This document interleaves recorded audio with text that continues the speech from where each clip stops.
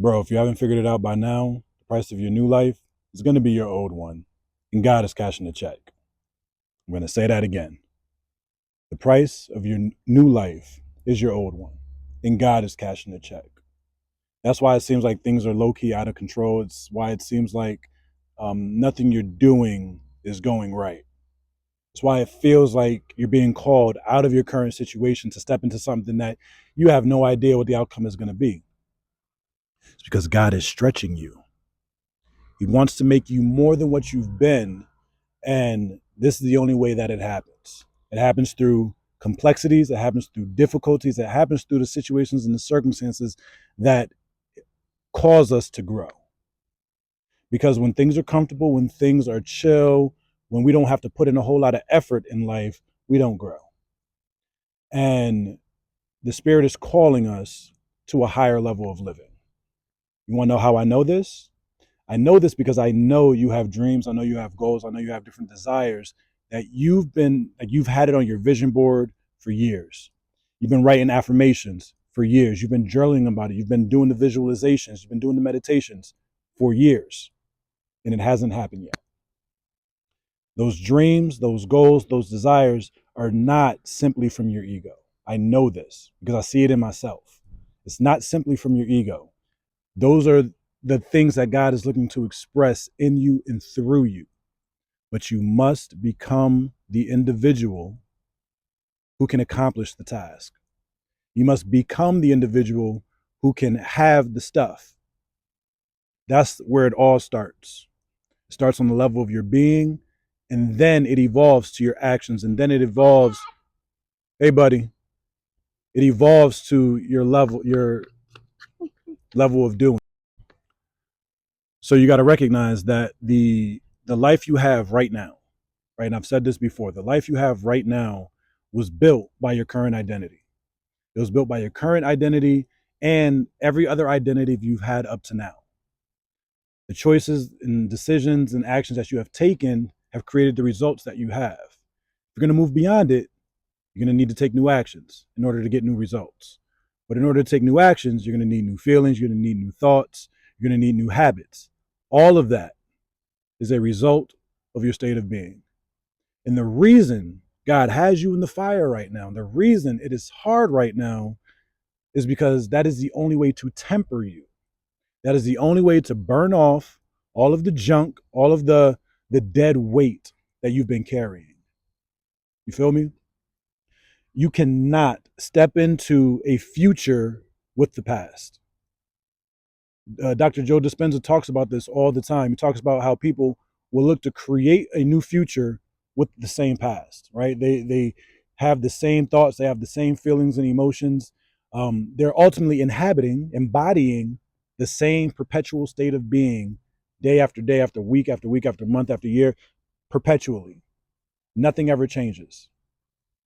But if you wake up one day and you determine for yourself that you're no longer going to continue to get the same results, you've made a decision to be a new person. It really comes down to recognizing that your identity is not static. It's not set in stone. I talk to a lot of the guys I've worked with, and you'd be surprised how often I hear, "Oh, it's just the way I am. I've always been like this. I saw my daddy do it. I saw my uncles, my granddaddy, da da da da. It's just how I am." Don't you know that that's just the way I am is the biggest lie perpetuated in all of humanity? Well, one of them. There is there are few larger mistruths than that's just the way I am. You want to know why? Because your identity is fluid. You can literally decide who it is you want to be. And I know we look at actors and we say that, oh, they're just playing pretend, right? But if that were the case, then you wouldn't have guys like Heath Ledger who literally drove themselves crazy for a role. Some actors take themselves to places so deep and so dark that they don't make it back. That doesn't sound like they're faking to me. It's only been the best actors and the best roles that have made us believe that they are actually that character. I think about Denzel Washington when he played Malcolm X. Like people have gotten real tattoos of Malcolm X, played by Denzel Washington, tatted on their bodies. That is ridiculous to me, but it's happened. I've seen the photos on the internet.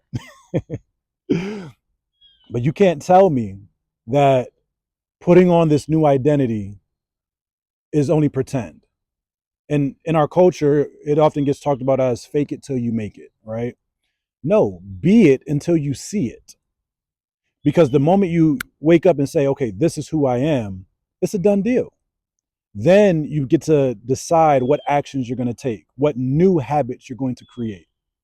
Because again, as long as you're creating from, as long as you're still using the same old habits, as long as you're still using the same old thought processes, you're going to get the same results over and over again.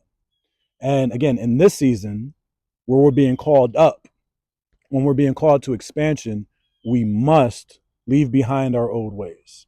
So realizing this, right, what gets in the way?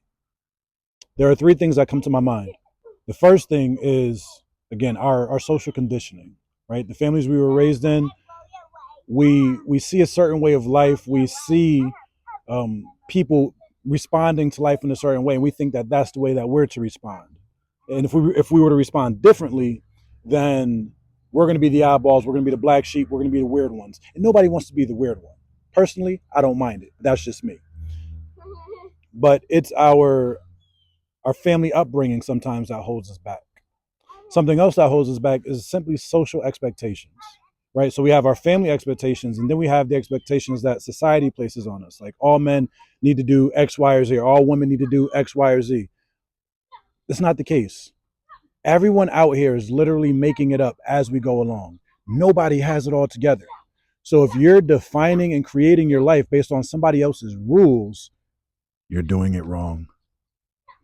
You were created in the image of the creator, which means you were endowed with a certain agency and authority to create your life. You were given certain excitements. You were given certain proclivities, right? There are certain things that light you up that don't light anybody else up. You can sit here and talk about the history of comic books until you're blue in the face, right? A lot of people think that's lame. A lot of people think that that's a pointless skill.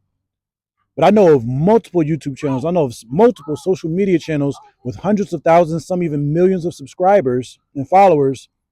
And this guy's talking about comic books, talking about comic book history, right? G.I. Joes, Transformers, whatever you're into, there is an audience for it. And recognize that you have a purpose inside of that, right? There is a reason you are drawn to that. And ultimately, I don't care who you are. I don't care what your excitement is. I don't care what the thing is that lights you up. We are all given something in order to magnify the creator. I'm gonna put it another way. When we live our life lit up, when we find something that excites us and we can wake up every morning without an alarm, just ready to get to it, people love to see that.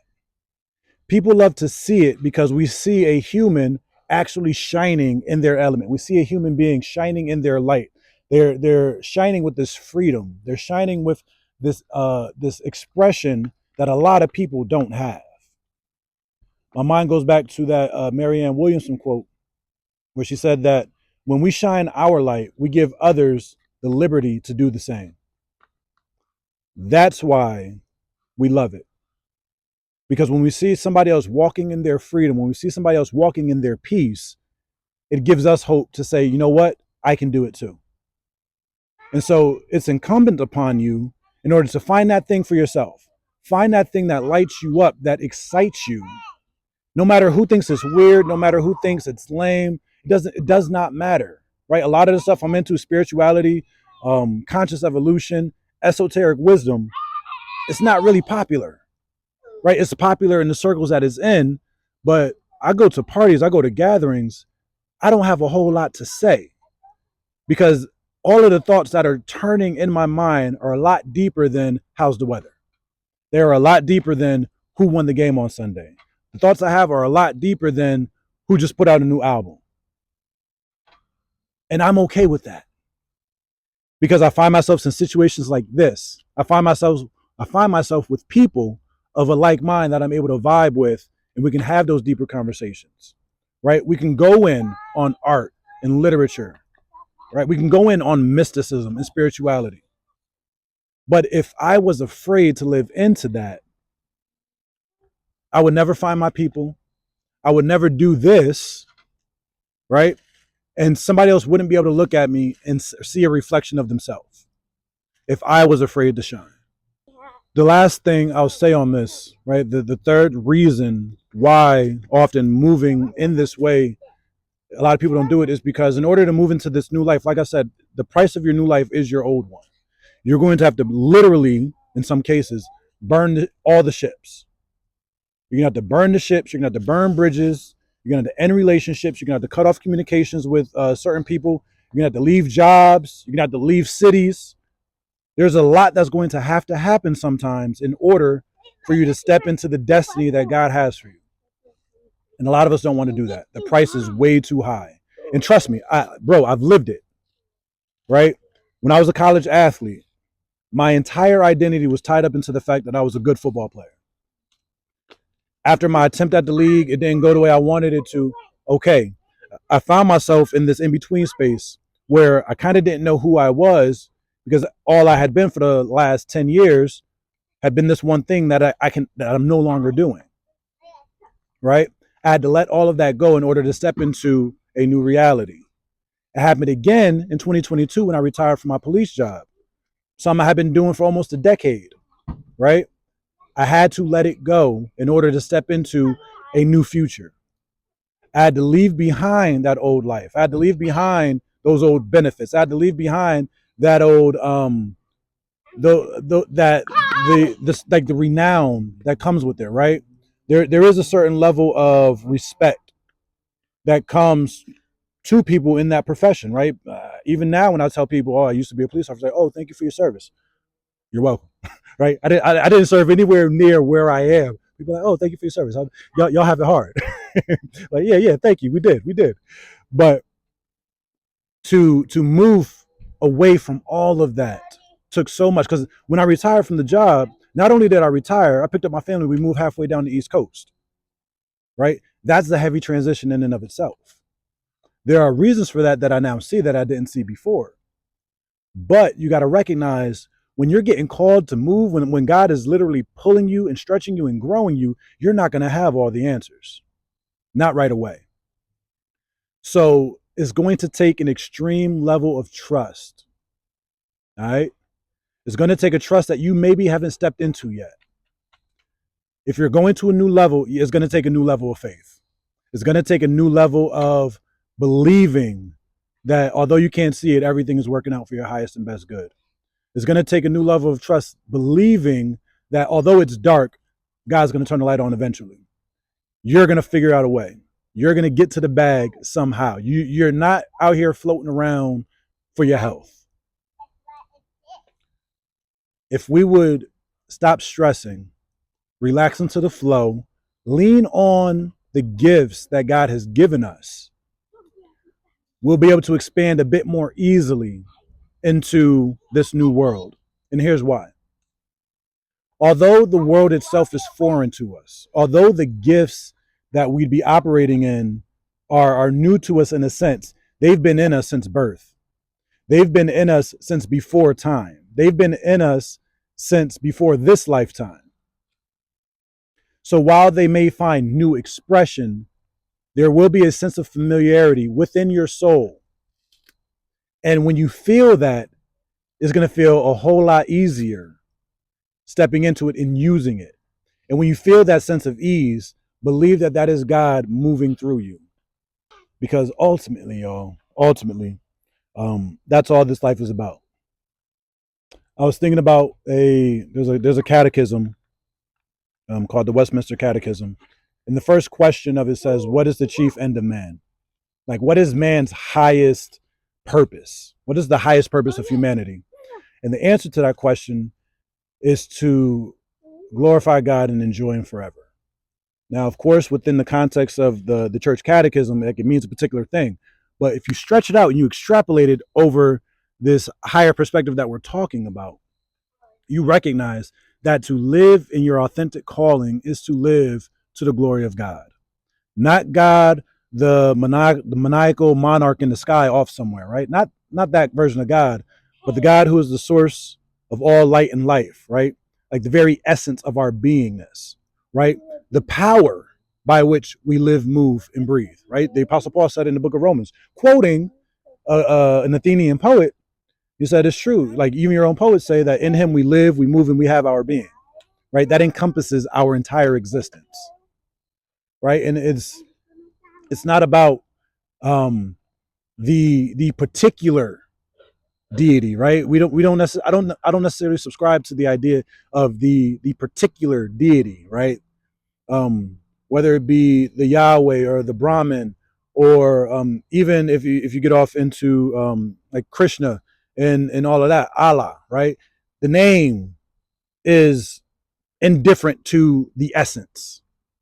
Many cultures over many time periods in history have been looking to explain the infinite, and nobody's quite got it yet. I don't even have it. We're all just grasping at the end of the day. Of course, we can look to the ascended ones who've came and delivered their messages, but ultimately, what I'm saying is you're connected. There's no doubt about it in my mind. You are connected to the infinite, because if there is a point in space and time where there is not infinity, then infinity ceases to be infinite. It's easy math. So as you're stepping into this new level, as you're stepping into this new season, let go of the past and grab hold securely to what's unfolding in you. Because that's when you'll really begin to see God move on you, in your life. That's when the miracles begin to occur, because you finally arrived where you were always meant to be.